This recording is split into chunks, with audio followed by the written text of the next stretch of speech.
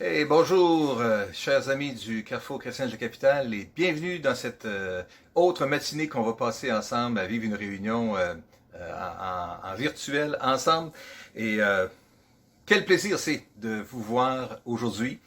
Ce serait juste merveilleux si on pouvait être ensemble dans le même lieu. Je vous donnerais juste l'occasion de prendre l'occasion de vous dire bonjour les uns aux autres et puis de vous donner des nouvelles, comment ça va, comment vous vivez ça.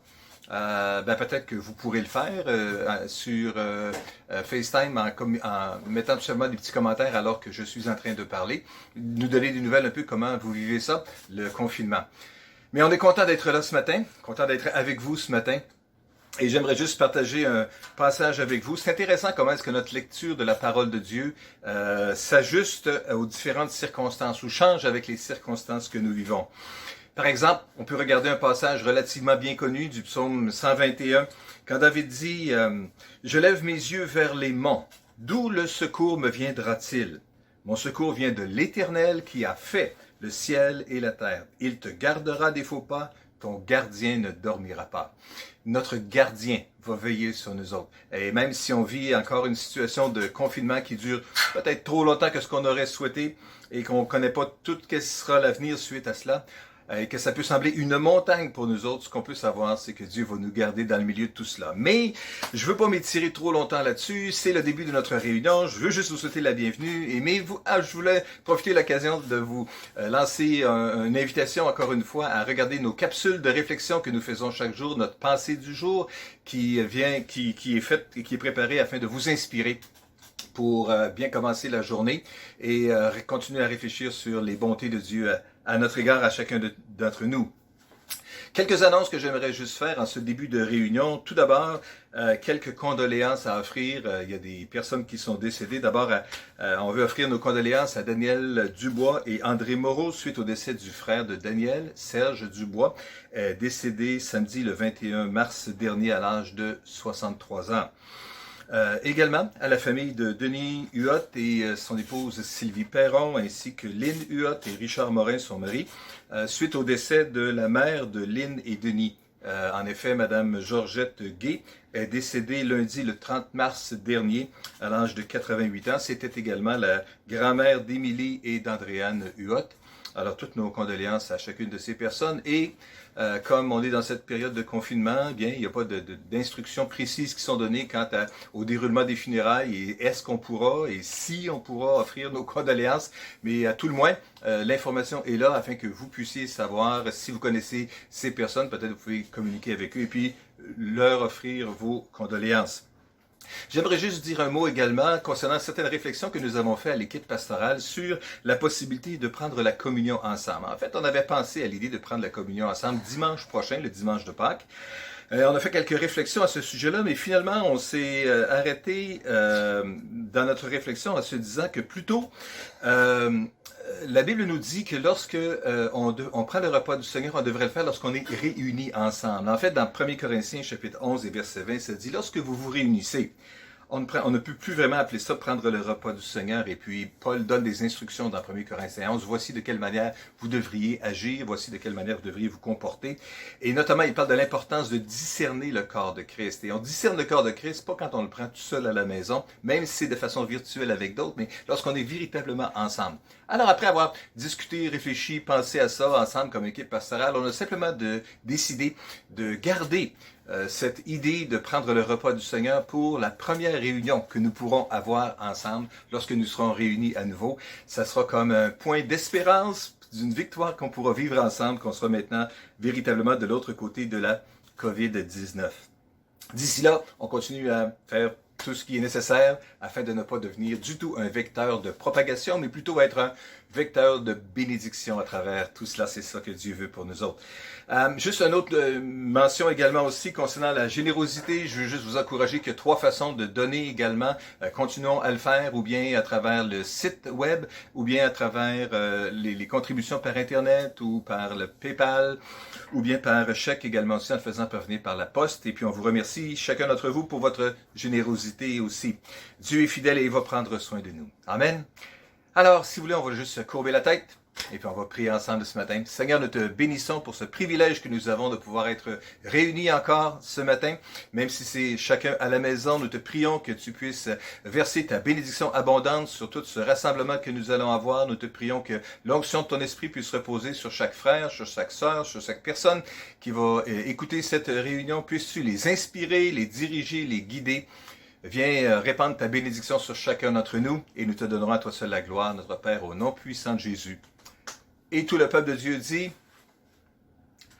Amen. Alors, ce matin, c'est notre sœur Erika et l'équipe de louanges qui nous dirige dans la louange. Alors, Erika, voici, c'est à toi maintenant.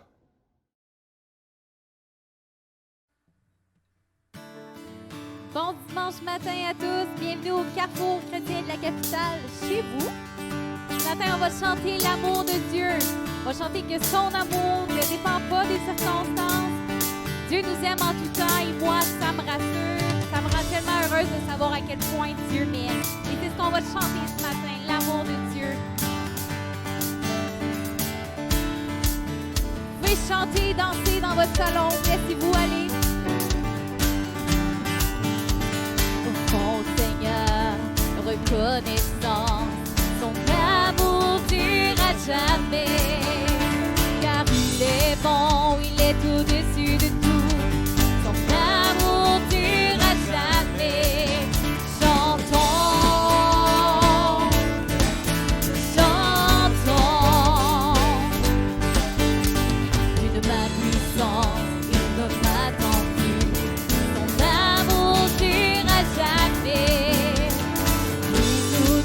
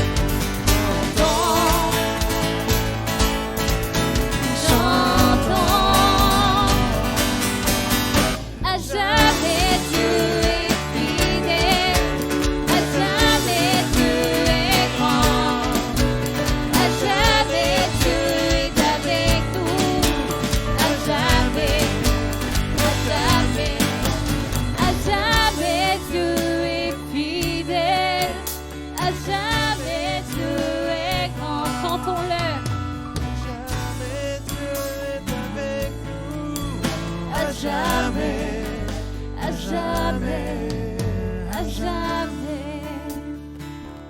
Alors qu'on chante à jamais, Dieu était avec nous. J'espère que vous le croyez, que son amour est là. Il vous aime et on va chanter ce chant qui parle de à quel point Jésus nous aime. Et peut-être qu'en cette période de confinement, certains se sentent seuls. Et comme on va chanter, parfois la solitude veut nous hanter. Mais on n'est pas seul parce que Dieu est là, son amour est là.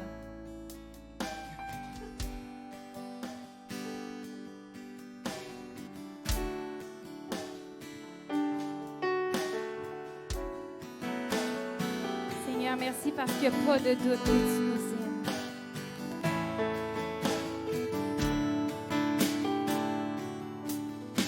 Quand je regarde dans tes yeux, je n'ai aucun doute que tu es Dieu. Je sais à quel point tu m'aimes. Tu prends le temps de m'écouter. Tu es toujours là pour m'aider. Je sais à quel point tu m'aimes. La solitude veut me hanter, mais toi tu restes à mes côtés. C'est vrai à quel point tu m'aimes. Je veux dire merci pour ton amour.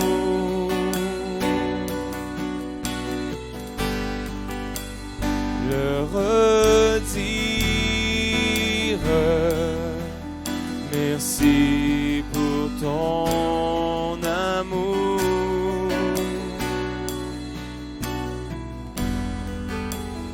Je suis libre à cause de ton amour.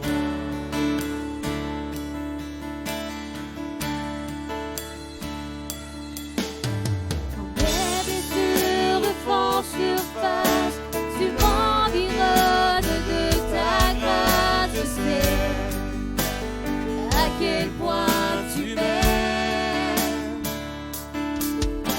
Quand l'amertume ternit ma voix, je me rappelle de la croix. Je sais à quel point tu m'aimes. Les montagnes ne sont rien pour toi, car ta puissance est au-delà. C'est vrai à quel point tu m'aimes.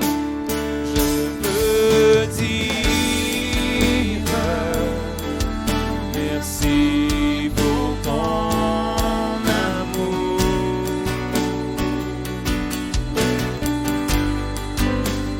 Le redire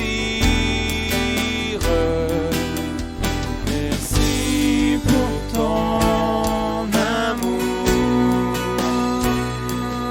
Oh, je suis libre à cause de ton amour.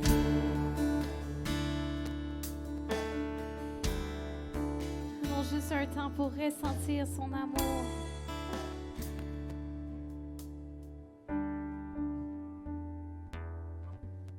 Croyons à quel point on est aimé en Dieu. Peu importe les mensonges que l'ennemi peut nous mettre en tête.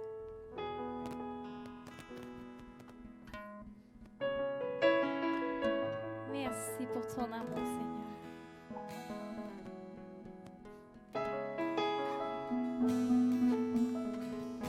Seigneur, ce matin, on veut juste s'abandonner dans tes bras, s'abandonner dans ton amour. Bien avant le chant qui créa l'univers, bien avant l'esprit qui planait sur la terre, bien avant que tu me formes de la poussière, tu rêvais du jour où tu pourrais t'aimer. Bien avant les premiers battements de mon cœur, bien avant que je m'éveille à ta douceur, bien avant mes doutes, mes joies et mes douleurs, tu rêvais du jour où je pourrais t'aimer. Tu rêvais du jour où je pourrais t'aimer. Abba Père, je suis à toi. Abba Père, je suis à toi. Abba Père, je suis à toi. Abba Père, je suis à toi.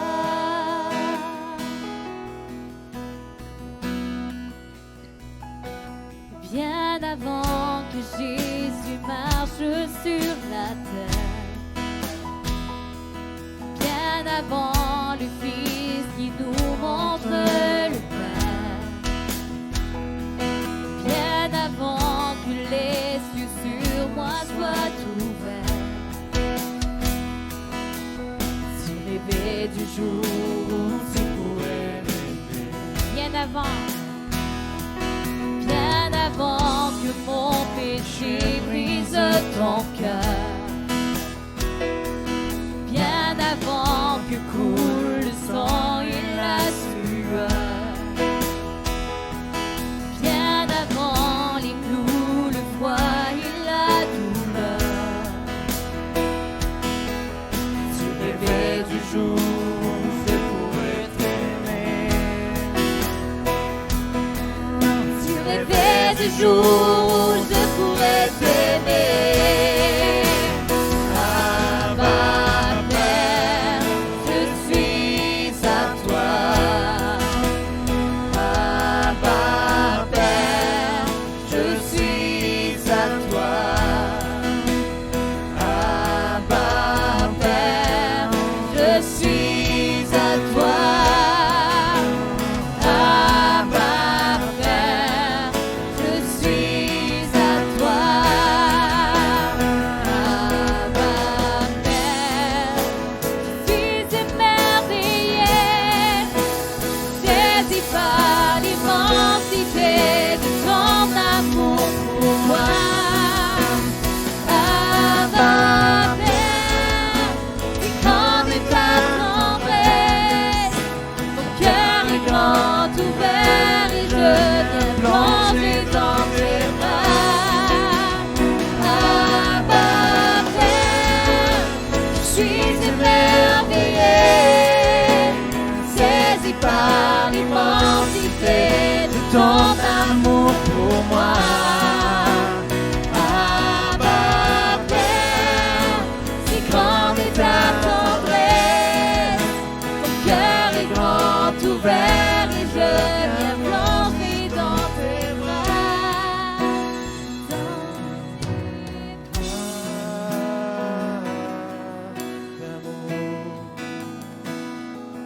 Dans tes bras d'amour, Je veux être dans tes bras d'amour,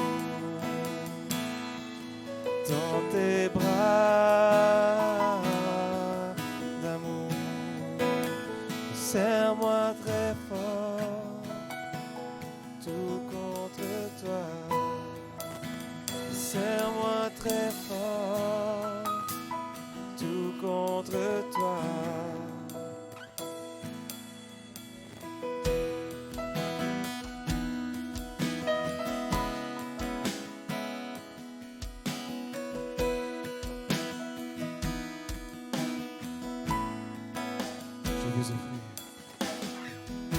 Je veux offrir ce chant d'amour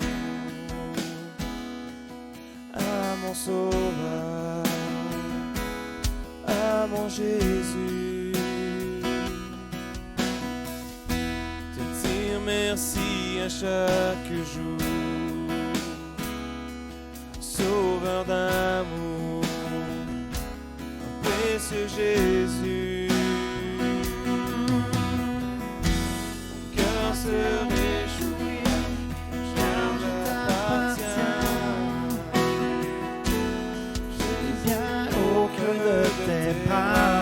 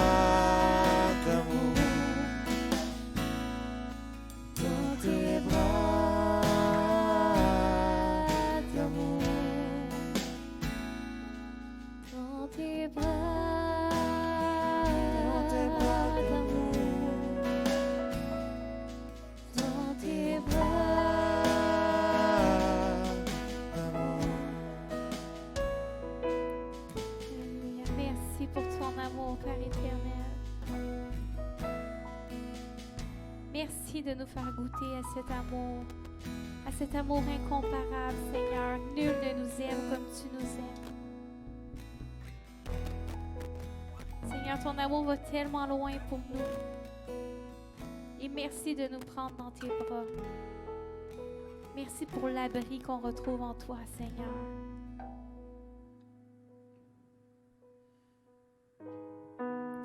Seigneur, celui qui repose à l'ombre de tes ailes. Tu prends soin de lui, Seigneur. Tu lui donnes un abri.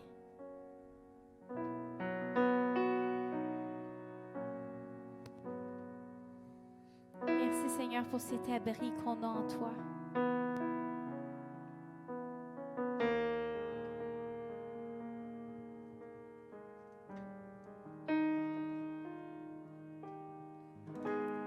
Mon seul abri, c'est toi. Toujours mon cœur te chantera, car tu me délivres. Et chaque fois que j'ai peur, je m'appuie sur toi. Je m'appuie sur toi. Et dans ma faiblesse,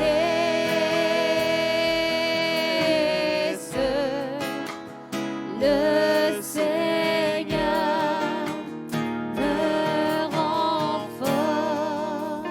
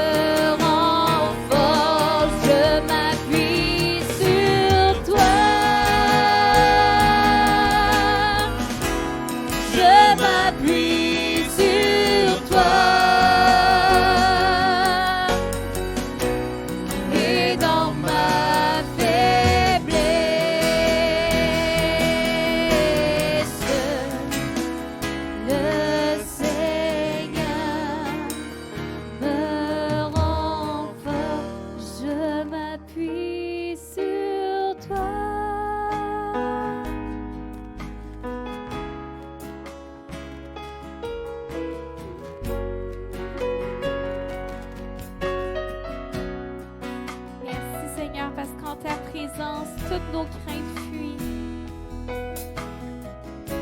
Seigneur, dans notre faiblesse, tu nous rends forts. En ta présence, toutes choses sont possibles. Tu es le rocher sur lequel on veut s'appuyer.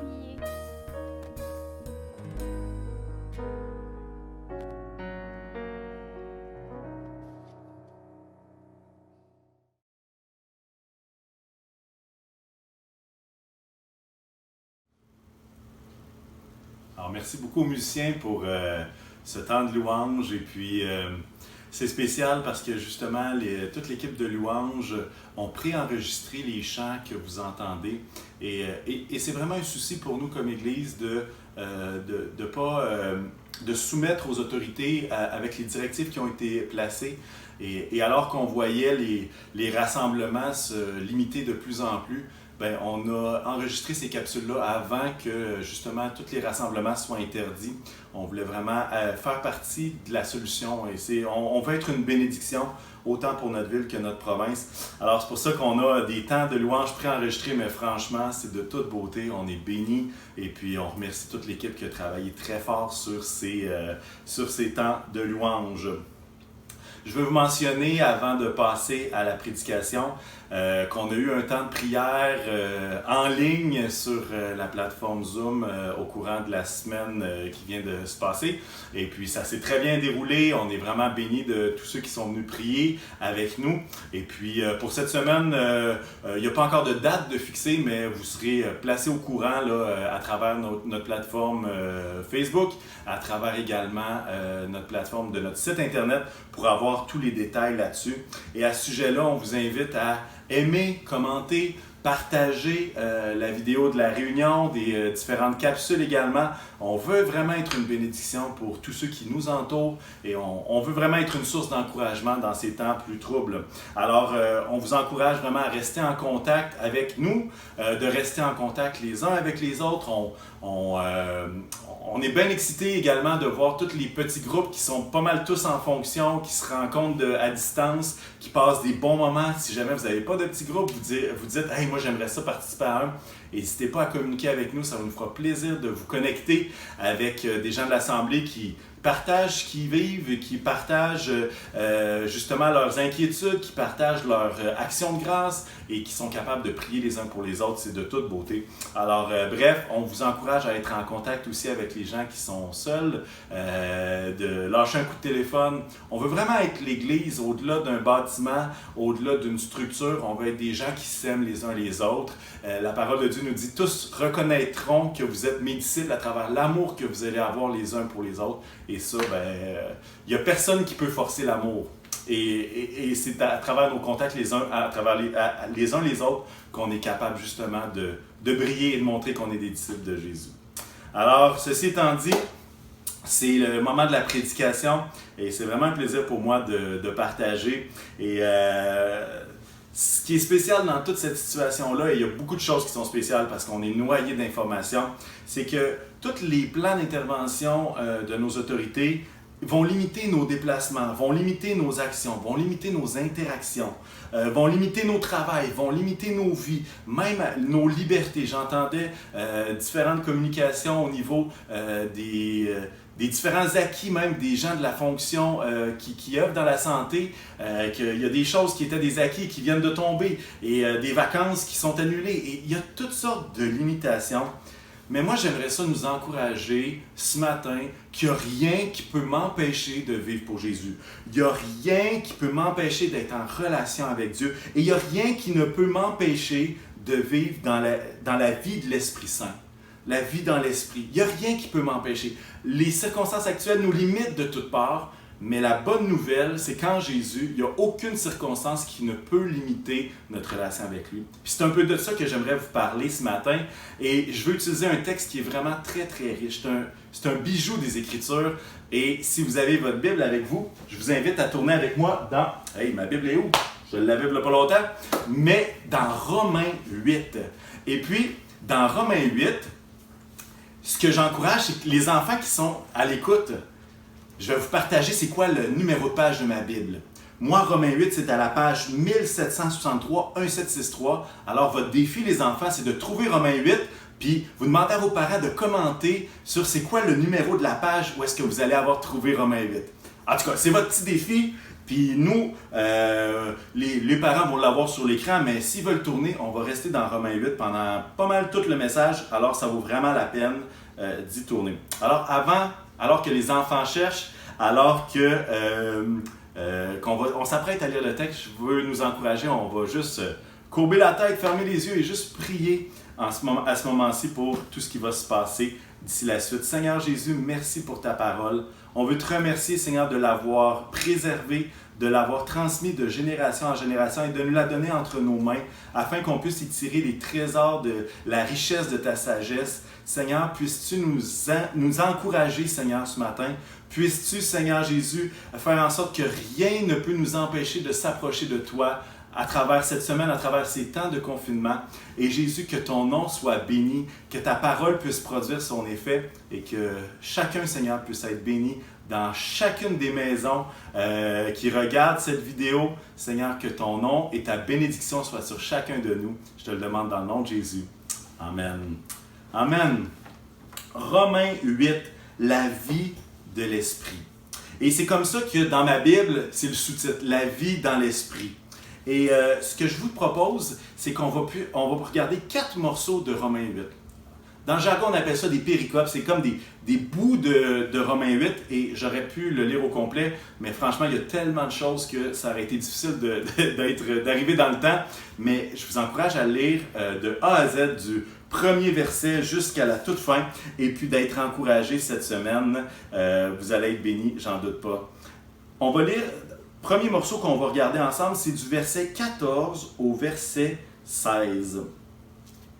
Romains 8, verset 14 jusqu'au verset 16. Ça va dire ceci. En effet, tous ceux qui sont conduits par l'Esprit de Dieu sont fils de Dieu. Et vous n'avez pas reçu un esprit d'esclavage pour être encore dans la crainte, mais vous avez reçu un esprit d'adoption, par lequel nous crions « Abba, Père ». L'Esprit lui-même rend témoignage à notre esprit que nous sommes enfants de Dieu. Incroyable. Ce qu'on voit dans ce passage-là, c'est que la vie dans l'esprit nous amène dans une paix profonde parce que nous sommes enfants de Dieu. Nous ne sommes pas juste des êtres humains garochés sur la terre en essayant de trouver un Dieu qui est perdu dans l'univers, mais la parole de Dieu nous dit que alors que nous croyons, nous devenons enfants de Dieu. Et ce statut-là fait en sorte qu'on n'est plus dans l'esclavage de la crainte, de la peur, mais qu'on a reçu un esprit d'adoption par lequel on est capable de dire « Abba, Père ». Et je lisais dans un commentaire cette semaine que la forme « Abba », c'est une forme en araméen pour dire « cher Père »,« cher Papa ». Puis ça décrit une relation, un sentiment d'intimité, comme le terme « papa », qui indique de la tendresse, de la dépendance, une relation libre de toute peur ou anxiété. Et je suis comme, wow, il y a quelque chose dans le fait d'être dans la paix parce que nous savons que nous sommes enfants de Dieu. L'esclavage mène à la crainte, à la peur, mais l'adoption nous amène à la confiance, à la paix. Et la vie dans l'esprit nous conduit à vivre dans la paix. Ça me fait penser à des moments où moi, comme père de famille, je quitte la maison pour une nuit parce que je suis à une conférence ou je suis à Montréal à travers des cours ou toutes sortes d'occasions. J'essaie de ne pas le faire trop souvent, mais ça arrive à l'occasion. Et puis, que je ne dors pas à la maison. Est-ce que vous pensez que mes enfants aimeraient mieux que je sois à la maison avec eux? La réponse, c'est oui, absolument. Et même s'ils vivent un peu d'inquiétude, ils savent qu'ils sont toujours mes enfants. Ils savent que je les aime. Et ils savent que je vais revenir bientôt. C'est toujours mes enfants. Et c'est un peu la même chose avec nous. On aimerait que Dieu agisse immédiatement dans nos incertitudes actuelles, qu'il nous protège de tout. Mais il n'est pas loin, il est toujours notre Père. Peu importe les circonstances, il est toujours notre Papa. Et puis, il veille toujours sur ses enfants et il va toujours triompher de tout ce que nous allons expérimenter parce qu'il est en contrôle de tout. Vous savez, mes enfants, lorsque je suis à Montréal, ils ont l'impression que Montréal, c'est à l'autre bout du monde. C'est comme si j'étais en Chine, c'est comme si j'étais en Australie. Ça ne peut pas être plus loin que ça, Montréal. C'est tellement loin. Papa n'est pas là, il est à Montréal. Mais à ce moment-là, il suffit d'un petit appel sur Facebook, un petit appel sur Skype, puis tout d'un coup, Montréal qui est à l'autre bout du monde, tout d'un coup, Montréal, c'est juste à côté. Ou est-ce qu'ils sentent que papa, même s'il n'est pas à la maison, il est tout proche, il pense à eux. Et parfois, on a l'impression que Dieu est loin dans notre situation parce qu'on voit toutes les choses qui s'aggravent. Mais j'aimerais vous mentionner que Dieu n'est qu'à un appel près d'être immédiatement collé à nous. Et peut-être que vous avez l'impression que Dieu est loin, mais il est à une distance de prière. Et ça, c'est la bonne nouvelle, parce que nous sommes ses enfants, et parce que même si on ne le voit pas agir en éradiquant complètement le virus actuel, il demeure notre papa. Il nous donne ce statut d'enfant de Dieu qui est capable de dire « Cher papa, cher papa ». Et puis, vraiment, je suis émerveillé de voir à quel point notre statut d'enfant de Dieu peut nous apporter la paix, peu importe les circonstances. Maintenant, peut-être que vous vous posez la question, comment est-ce que je fais pour savoir si je suis un enfant de Dieu? Comment est-ce que je fais pour savoir si je suis véritablement un enfant de Dieu?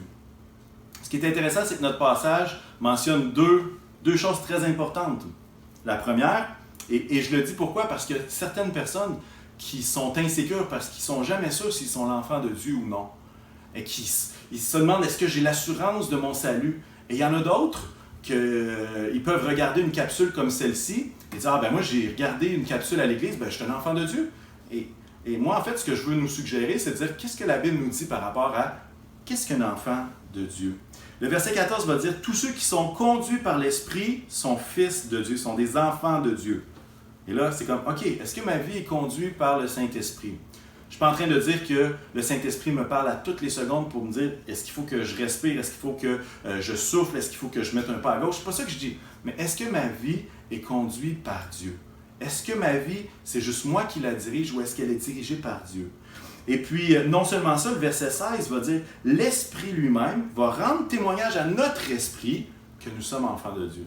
C'est comme si l'Esprit témoigne, c'est comme l'Esprit confirme dans notre cœur que nous sommes ses enfants. Il y a quelque chose de plus que juste une connaissance intellectuelle, il y a une connaissance d'expérience parce que l'Esprit rend témoignage à notre esprit que nous sommes enfants de Dieu. Je veux compléter avec un autre passage qui reste dans Romains, mais qui est au 11e chapitre à partir du verset 9 à 11, et je vais lire aussi le verset 13.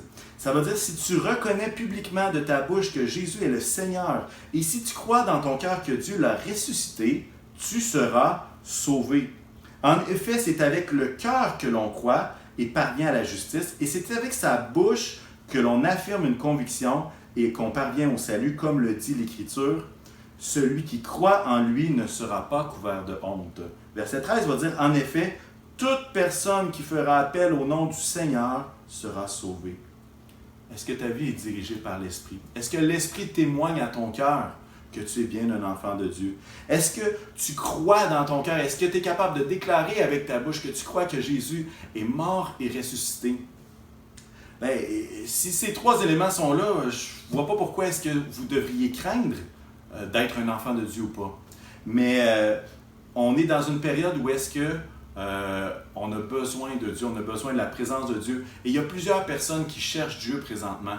Et moi, je veux juste vous encourager, peut-être que si vous écoutez par accident cette vidéo, ou peut-être que vous êtes là et vous êtes curieux, je veux vous encourager à déclarer de votre bouche que vous croyez que Jésus est celui qui vous pardonne de vos péchés et que vous désirez que votre vie soit conduite par l'Esprit, soit conduite par Dieu. Mon statut d'enfant de Dieu est quelque chose de précieux. Je suis adopté. Vous savez, l'adoption, ce que ça signifie, c'est que quelqu'un m'a choisi. J'ai été choisi. J'ai été adopté. J'ai été invité dans la famille la plus royale qui existe. Je ne suis pas comme le prince Harry qui ne veut plus faire partie de la famille royale. Au contraire, je veux continuer de faire partie de la famille la plus royale du monde, celle du royaume de Jésus-Christ. Et il n'y a rien qui peut m'empêcher de vivre en paix. J'aimerais conclure ce point, ce petit morceau, en parlant d'une image toute simple d'un enfant qui court dans les bras de son papa, alors qu'il revient du travail ou alors qu'il est allé faire des commissions puis qu'il revient.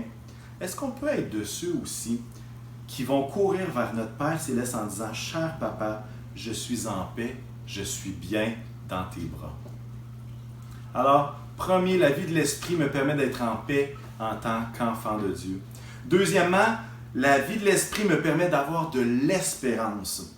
Et là, on va lire un passage, et puis juste je vous l'explique un peu avant, lorsqu'il est question de la création, il est question de l'ensemble de tous les êtres vivants, ce que Dieu a créé, excepté les êtres humains. Parce qu'on va voir dans le texte qu'il fait une distinction entre les deux. Et c'est comme une personnification de toute la création. Et avec la chute, avec le péché d'Adam, c'est pas juste uniquement les humains qui subissent les contre-coups du péché, c'est également toute la création, l'ensemble des êtres vivants. Alors, je vous encourage à ouvrir votre Bible dans Romains 8, toujours, et à partir du verset 18 jusqu'à 23. J'estime que les souffrances du moment présent ne sont pas dignes d'être comparées à la gloire qui va être révélée pour nous. De fait, la création attend, avec un ardent désir, la révélation des fils de Dieu. En effet, la création a été soumise à l'inconsistance, non de son propre gré, mais à cause de celui qui l'y a soumise. Toutefois, elle a l'espérance d'être elle aussi, là on parle de la création, elle a l'espérance d'être elle aussi libérée de l'esclavage de la corruption pour prendre part à la glorieuse liberté des enfants de Dieu. Or, nous savons que, jusqu'à maintenant, la création tout entière soupire et souffre les douleurs de l'accouchement. Et ce n'est pas elle seule qui soupire, mais nous aussi qui avons pourtant l'esprit. Nous avons pourtant dans l'esprit un avant-goût de cet avenir. Nous soupirons en nous-mêmes en attendant l'adoption, la libération de notre corps. En effet, c'est en espérance que nous avons été sauvés. Intéressant ici parce que le passage va nous dire que nous-mêmes, qu'on a l'esprit, on soupire. Et on voit qu'ici, l'idée du soupir n'est pas quelque chose de positif. C'est quelque chose que, à travers les souffrances du monde présent, on soupire après quelque chose qui est plus grand. Mais le bénéfice de l'enfant de Dieu, c'est qu'il y a un avant-goût de l'œuvre de l'Esprit dans sa vie. Et cette œuvre de l'Esprit-là est un aperçu de ce qu'il va vivre pour l'éternité avec Dieu, dans cette relation au ciel, dans la demeure que Dieu nous prépare. Et on a comme un avant-goût. Mais malgré cet avant-goût-là, on fait partie de ceux également qui soupirent. Le texte va dire « J'estime que les souffrances du moment présent ne sont pas dignes d'être comparées à la gloire qui va être révélée pour nous. » Et ça me fait réfléchir sur l'aspect de l'espérance, sur l'aspect de ne pas fixer nos yeux uniquement sur ce qu'on vit sur la terre, mais d'être capable d'avoir les pieds sur terre mais le cœur dans le ciel, en attente de ce que Jésus a préparé pour nous. Et vous savez, je réfléchis par rapport à l'espérance ces temps-ci, puis j'essaie de faire la différence entre l'espoir et l'espérance. Je sais que ça se ressemble beaucoup, mais tout le monde que je connais ont tout cet espoir que ce virus-là va arrêter. A tout cet espoir que la vie normale va reprendre son cours, que les conséquences économiques par rapport à nos situations financières ne seront pas si graves que ça, et que tout va finir par se régler et être finalement un mauvais souvenir ou un mauvais rêve dans lequel on va pouvoir se réveiller et dire « OK, tout est réglé ». Et ça, cet espoir-là, il n'est pas réservé aux chrétiens. En fait, il y a les chrétiens et les non-chrétiens qui ont cet espoir-là que la situation se règle. Mais l'espérance, c'est quelque chose de plus loin. L'espoir, c'est quelque chose dans le court terme où est-ce qu'on est capable de dire « Hey, j'espère que ça va enfin finir, toutes ces affaires-là. J'espère que les médecins vont être capables de trouver un remède. J'espère qu'on va se sortir de tout ce marasme-là. » Mais l'espérance vise plus loin. Mon espérance, c'est que cet avant-goût que j'ai de l'esprit qui est à l'intérieur de moi, puisse nourrir cette espérance-là d'être un jour et de vivre pleinement cette relation avec notre Seigneur et Sauveur Jésus-Christ. Alors, est-ce qu'on doit avoir de l'espoir? Absolument. Et nos prières doivent être remplies d'espoir, à prier justement pour que les choses se règlent, pour que les gens vulnérables soient protégés, pour que les personnes qui sont malades, atteintes, puissent guérir. Et absolument, on veut avoir cet espoir-là. Mais on veut également avoir une espérance, pour ne pas voir juste à court terme, mais de voir à long terme, où est-ce que je veux être avec Jésus, mon Sauveur. La vie de l'Esprit me permet d'avoir de l'espérance. Non seulement ça, la vie de l'Esprit me permet de prier. Et on le voit au verset 26 et 27. Je suis rendu, les enfants, à la page 1764. À partir du verset 26, ça va dire « De même, l'Esprit aussi nous vient en aide dans notre faiblesse. En effet, nous ne savons pas ce qu'il convient de demander dans nos prières, mais l'Esprit lui-même intercède pour nous par des soupirs que les mots ne peuvent exprimer. Et Dieu qui examine les cœurs sait quelle est la pensée de l'Esprit parce que c'est en accord avec lui qu'il intercède en faveur des saints. Parfois, on voit la prière comme une déclaration de force. Une déclaration de force où est-ce qu'on prie avec la victoire, on prie avec une conviction tellement grande. Et parfois, on a l'impression que la vie de l'Esprit nous permet de prier dans cet état-là et que si on n'est pas dans cet état de victoire, est-ce que ça vaut vraiment la peine de prier? Mais il y a un temps pour prier avec cette force-là, comme je vous le dis. Mais ce que je lis dans les Écritures, je vois des prières de désespoir. Je vois des prières de lamentation alors que je lis les psaumes. Je lis des prières courtes, je lis des prières longues, je lis des prières de victoire, je lis des prières qui sont comme des conversations. Je lis des prières en d'autres langues. Je lis des prières de supplication. Je lis des prières d'action de grâce. Et en fait, ce que j'aimerais nous suggérer, c'est que la vie de l'Esprit me permet de prier sous différentes formes, dépendamment de ce qui est en train de se passer autour de moi. Ce n'est pas une faiblesse que de faire une prière de lamentation. Ce n'est pas une faiblesse de faire une prière de supplication. Au contraire, chaque chose en son temps. Il y a un temps pour se réjouir, il y a un temps pour célébrer la victoire, il y a un temps pour prier avec larmes, puis il y a un temps pour moissonner avec joie.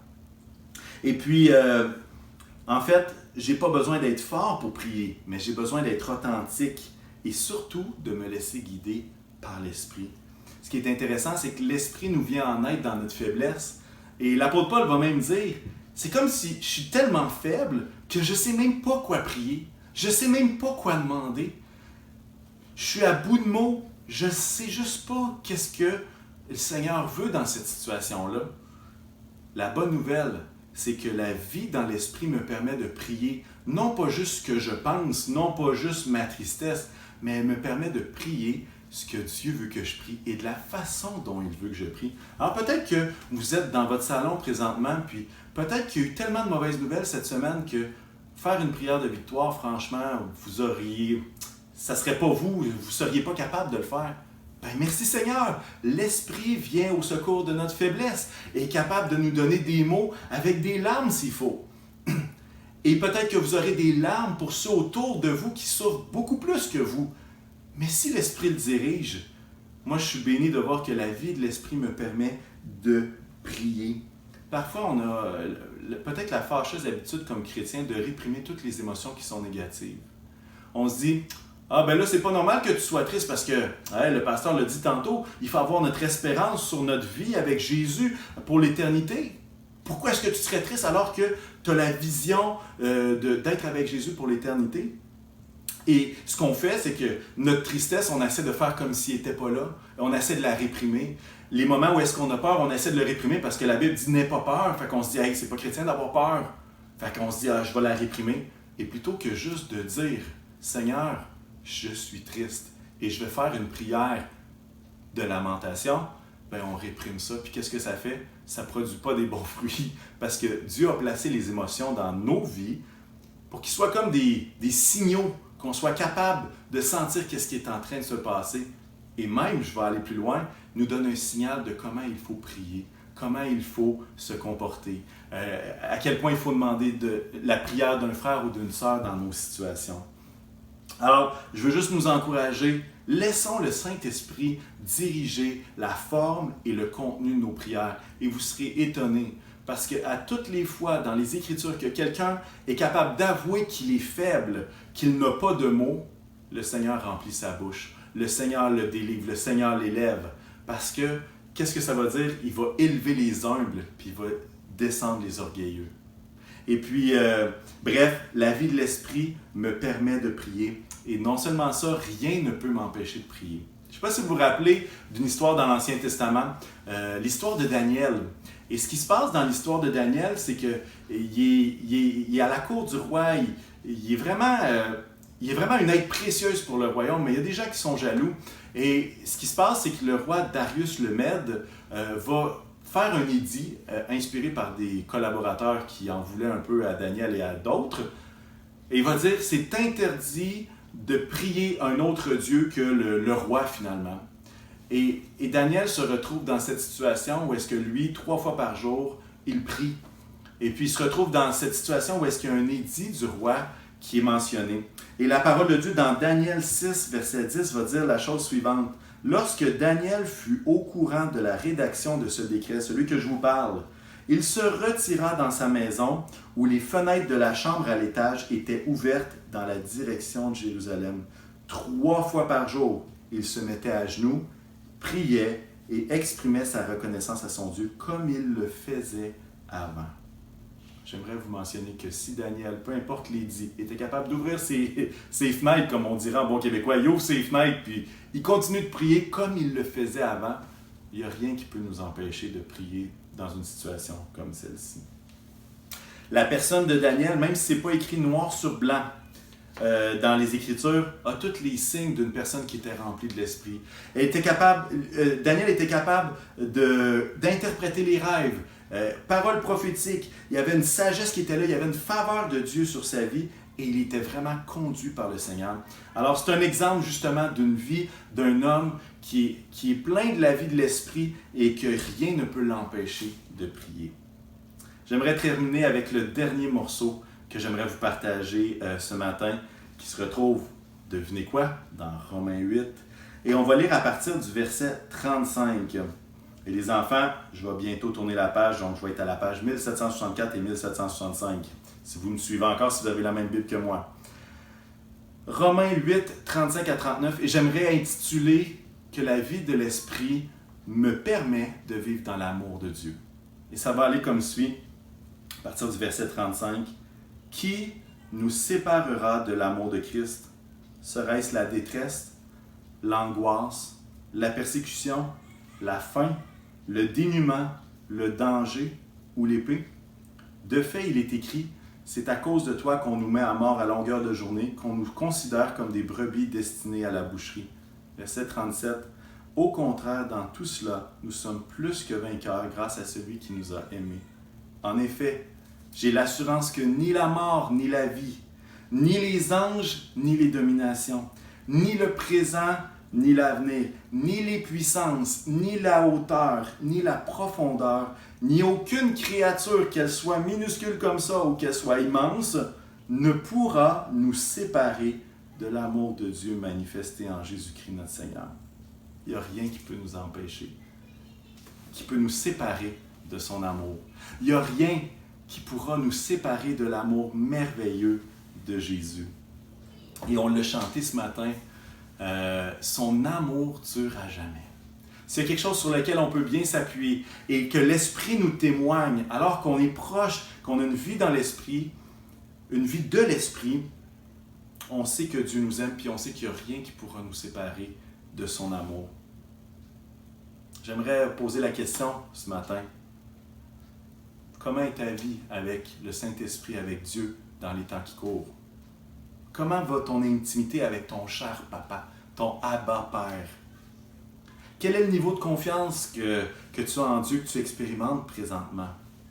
Et je veux qu'on prenne un temps vraiment pour s'approcher de Dieu ce matin. Personnellement, c'est un défi pour moi quand tout semble virer à 100 000 à l'heure. Mon défi à moi, c'est d'être dans l'intimité de mon Papa Céleste. Et peut-être que c'est votre défi aussi. Peut-être que vous savez que vous êtes vraiment, que vous avez besoin de l'action de Dieu, vous avez besoin de la présence et de la paix, de l'amour, de l'espérance qui est en Jésus. Mais toutes les circonstances vont tellement vite que vous êtes pris dans un tourbillon. Mais j'aimerais ça ce matin, qu'on puisse juste souffler un peu, puis juste dire, « Papa, je veux courir dans tes bras. Papa, je veux m'approcher de toi. Je veux m'approcher de toi. » Il n'y a rien qui peut me séparer de ton amour. Il n'y a rien qui peut me séparer de toi. Il n'y a rien qui peut m'empêcher de prier. Il n'y a rien qui peut m'empêcher d'avoir de l'espérance. Il n'y a rien qui peut m'empêcher de ne pas ressentir cette paix d'être l'enfant de Dieu. Est-ce qu'on peut prier à ce moment-ci? Seigneur Jésus, je veux prier pour chacun de mes frères et sœurs. Je veux prier pour ma propre vie, pour la vie de ma maison, Seigneur. Et ma prière, Seigneur, c'est que chacun d'entre nous, on puisse être connecté avec le Saint-Esprit, qu'on puisse être connecté avec toi, ô Dieu. Et qu'on puisse vivre dans cette assurance de ton amour, qu'on puisse vivre, Seigneur, dans l'assurance de notre identité comme enfant de Dieu. et qu'il n'y a rien qui pourra rien changer à cette identité, à cet amour, à cette paix qui est disponible. Et Jésus, je veux te rendre grâce, Seigneur, parce que tu nous permets de passer ce temps ensemble. Tu nous permets, Seigneur, de vivre ces moments, Seigneur. Et Seigneur, mon désir, c'est que chacun dans son foyer, dans sa maison, puisse ressentir ta présence d'une façon particulière. Je veux prier pour les enfants également, Seigneur. Peut-être qu'ils sont partis de l'écran, qui sont partis de la vidéo, mais Seigneur Jésus, que tu puisses toucher leur cœur, même à l'endroit où ils sont présentement, Seigneur. Afin, Jésus, qu'ils puissent savoir, Seigneur, qu'alors qu'ils mettent leur confiance en toi, Seigneur, ils ne sont qu'à un appel près de leur Papa céleste qui est dans le ciel. Il n'est pas à Montréal, il n'est pas en Australie, il est tout près. Et Jésus, je veux te remercier pour la vie de chacun de nous. On veut espérer en toi, on veut vivre en toi. Que ton nom soit béni, Seigneur. Amen. Amen. J'aimerais vous proposer un chant que j'aime beaucoup. Un chant que ça fait quelques mois que je fredonne, que mes enfants commencent à connaître par cœur. Et puis, un chant qui parle de qui s'appelle « En Jésus seul »,« In Christ Alone », c'est une traduction. C'est un hymne.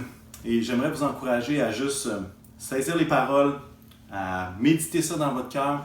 Et puis, si vous voulez écouter une version vraiment améliorée, sans ma voix, mais avec une voix vraiment meilleure que la mienne, vous pouvez écouter Héritage, qui ont repris ce chant-là dans leur dernier album. Ça s'appelle « En Jésus seul ».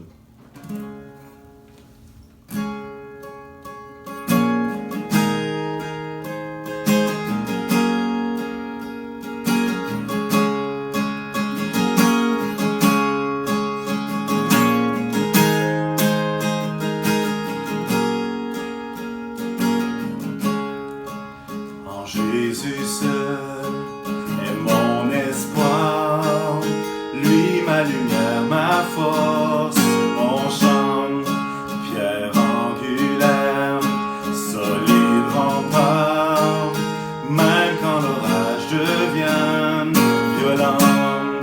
Oh quel amour, oh quelle paix, les luttes cessent, la peur se tait. Mon plus grand bien, dans l'amour du Christ je me tiens.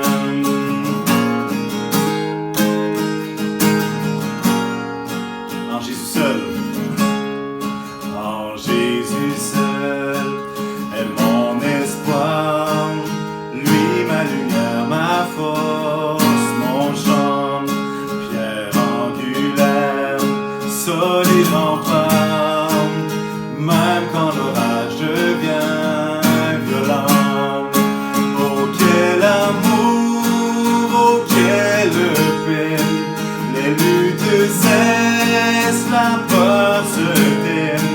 Mon réconfort, mon plus grand bien, dans l'amour du Christ je me tiens.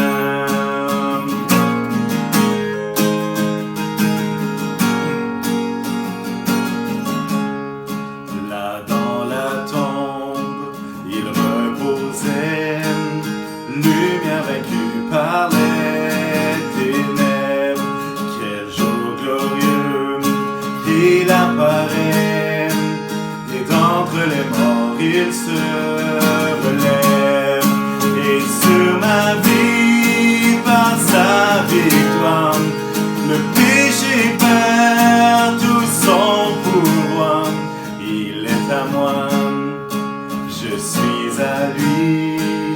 Racheté par le sang du Christ.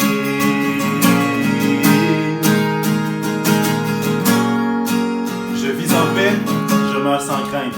Je vis sans paix, je meurs sans crainte. Gardé par la puissance du Christ, du premier cri au dernier souffle. Jésus est maître de ma vie. Les plans des hommes ou du malin ne peuvent m'arracher de ta main, et qu'ils reviennent pour me rappeler par la force du Christ je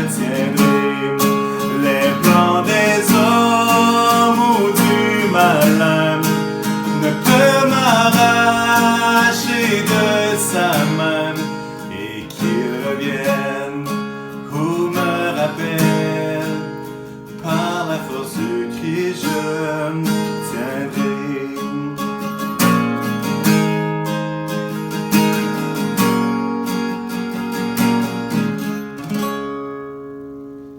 Seigneur Jésus, je veux te louer, Seigneur, pour tout ce que tu fais. Je veux te louer, Seigneur, parce que tu es bon. Seigneur, je veux te prier pour peut-être ceux qui sont à l'écoute et qui, dans leur cœur, ne savent pas si l'Esprit est à l'intérieur ou non. Et Jésus, ma prière, c'est que tu puisses les visiter d'une façon particulière aujourd'hui. Et que, alors que les jours vont avancer, que cette confiance en toi puisse augmenter. Que cette paix, Seigneur Jésus, puisse prendre toute la place. Que le nom de Jésus, Seigneur, soit sur leurs lèvres, Seigneur, et dans leur cœur. Jésus, je te prie, Seigneur, que tu puisses les bénir à ce moment-ci, que tu puisses bénir chacun. Que ton nom soit béni, Seigneur, et que toute la gloire te revienne. Amen. Vous savez, il y a quelque chose que je m'ennuie, moi, de nos réunions en live. C'est la toune à la fin de la réunion, où est-ce qu'on est capable de juste célébrer le nom du Seigneur. Puis, comme j'ai ma guitare avec moi, puis comme je suis capable de chanter un petit peu, je me dis que ça serait peut-être plaisant. Et puis, on va rechanter même un chant qu'on a fait ce matin. Et puis, ça va offrons au Seigneur reconnaissance. Son amour durera jamais.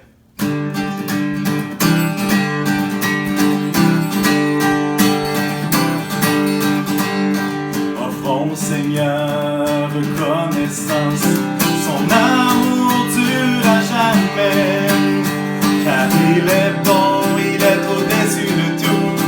Son amour durera jamais.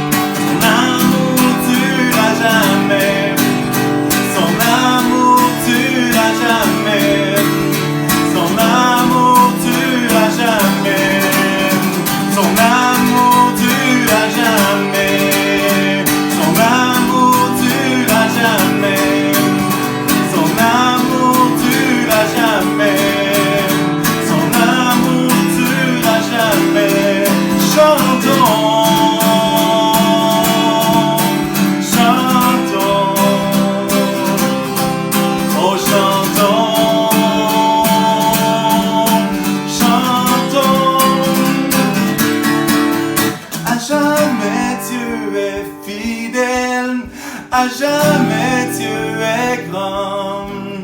À jamais Dieu est avec nous. À jamais, à jamais, à jamais.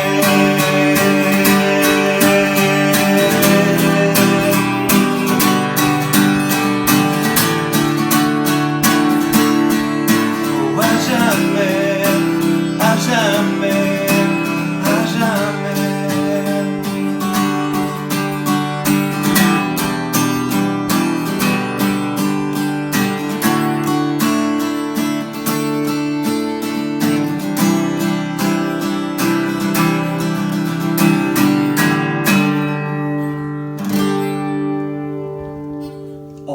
Vraiment beaucoup, vraiment que le Seigneur vous bénisse cette semaine, que l'Esprit de Dieu soit agissant dans la vie de chacun de nous.